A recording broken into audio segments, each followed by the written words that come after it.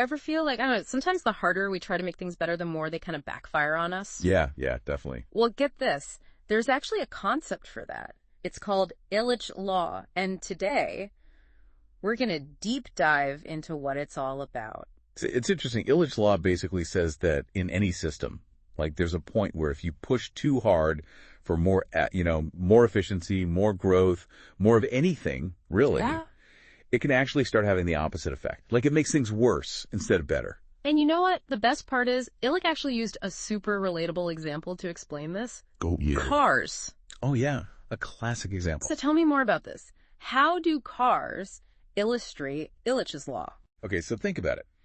Back in the day, cars were like this symbol of freedom, right? Yeah. That meant you could travel faster, farther, easier, all that. But then what happened? More and more people get cars. And suddenly you've got traffic jams everywhere. Pollution goes up. Tell me about it. And instead of getting you places faster, now you're stuck. The very thing that was supposed to give you freedom, now it's kind of trapping you. It's like the system backfires on itself. Right. Exactly. And what's so fascinating is that this whole Illich law thing, it's not just about cars. Oh, no, not at all. Our research for this deep dive suggests it pops up everywhere, like in education, for example. What's the deal with that? With education, the goal is obviously to learn, to expand your mind, all that good stuff, right? Of course, yeah. But then we get so fixated on testing, on grades, on like measurable outcomes, right? Right. That it can actually stifle the joy of learning. Kids, people in general, we learn best when we're engaged, when we're curious, not when we're stressed about getting that A. It's like we're so busy measuring progress that we forget what we're actually trying to achieve in the first place. Exactly. And I bet this whole thing, it plays out in the workplace too. Like, think about all the productivity tools, all the apps, everything we have now that's supposed to make us like work smarter, not harder. Oh, yeah, for sure. Technology can definitely be awesome for boosting efficiency, but there's research showing that if we rely on it too much, it can actually backfire. How so? Well, instead of feeling empowered by all these tools, people can end up feeling micromanaged, like they're constantly being watched, measured. It can stifle creativity, make people feel like robots. So instead of getting more done, they end up feeling more stressed, less productive. Exactly. And less satisfied, too, in many cases. It's like this vicious cycle. Yeah, and the thing is, this isn't just about technology either.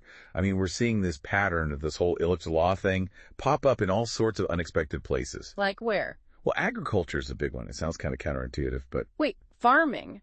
How does more backfire when it comes to farming? Well, think about it. We're always pushing for bigger harvests, right? More food, more efficiency. Right, makes sense. Gotta feed the world. Exactly. But the way we often achieve that, with intensive farming, tons of pesticides, fertilizers, it can actually damage the environment in the long run.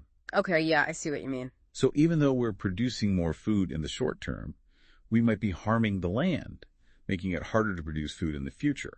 So it's, again, this unintended consequence. Precisely. And it really highlights how important it is to think long term, to consider the bigger picture. Because what seems like progress in one area might actually be creating problems down the line. So we got cars, we've got education, we've got farming.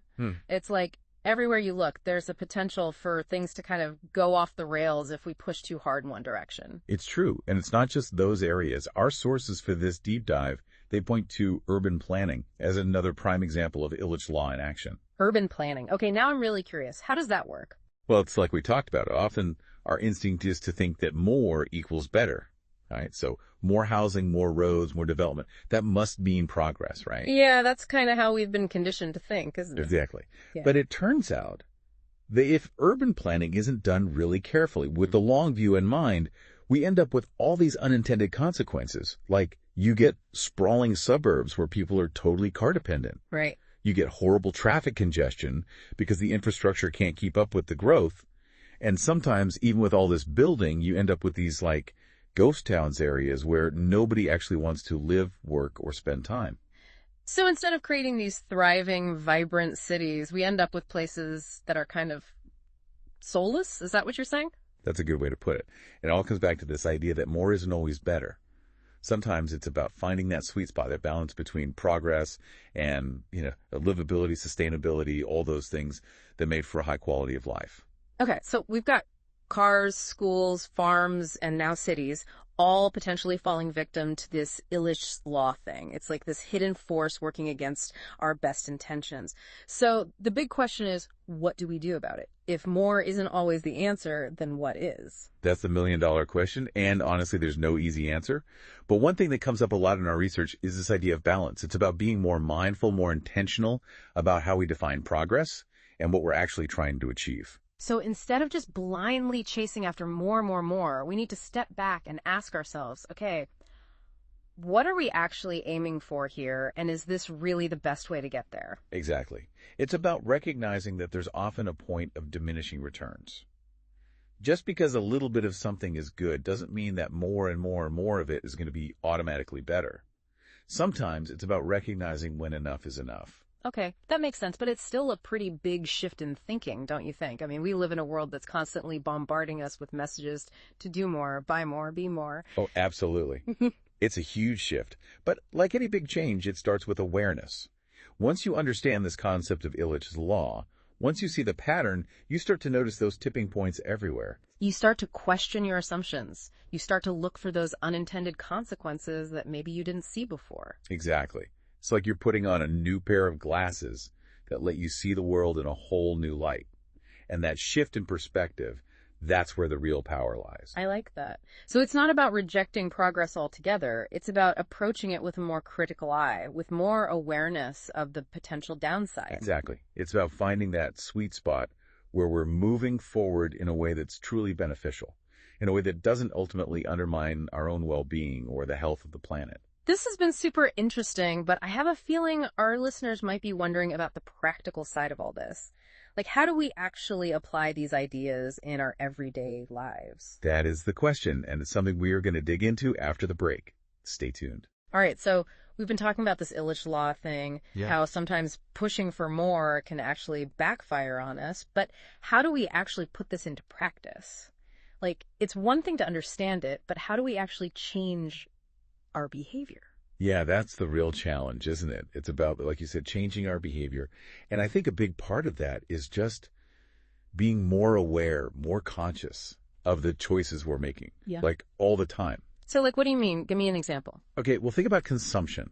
We live in a society that's constantly telling us to buy more stuff, upgrade our gadgets, get the latest fashion. Oh, yeah.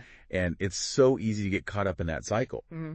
But if we take a step back and ask ourselves, do I really need this new thing? Is it actually going to make my life better? Often the answer is no. Right, right. So it's about being more mindful about our spending habits. What else? Well, it goes beyond just stuff. It's about our time, too. Like, how often do we fill our schedules with commitments, activities, events, to the point where we're completely overwhelmed? All the time. I'm guilty of that for sure. Yeah, me too. Yeah. It's like this fear of missing out, Totally. But by saying yes to everything, we can end up spreading ourselves too thin, and then nothing gets our full attention. So it's about setting boundaries, learning to say no, prioritizing what's really important. Exactly. And it might feel counterintuitive at first, but often by doing less, we actually accomplish more because we're more focused, more engaged in what we're doing. Okay, that's interesting. It's like by shifting our mindset from more is always better to let's focus on what truly matters, we can actually lead more fulfilling, more productive lives. Exactly. And it's not about becoming like minimalist hermits or anything. Right. It's about finding that balance, just like we talked about with farming. Right, finding that sweet spot. Exactly. Yeah. It's not about abandoning progress. It's about being more intentional about how we define progress and what we're actually trying to achieve. This has been a really thought-provoking conversation. So to wrap things up, what's one key takeaway you hope our listeners will walk away with today? I think the biggest thing is just that awareness piece. Just by understanding this idea of Illich's law, by recognizing that more isn't always better, it can change how you see the world. And that shift in perspective, that's where the real power lies. Love that. Well, listeners, that's it for this deep dive into Illich law. We hope this has given you some food for thought, some new ways to look at the world around you and the choices you make every day.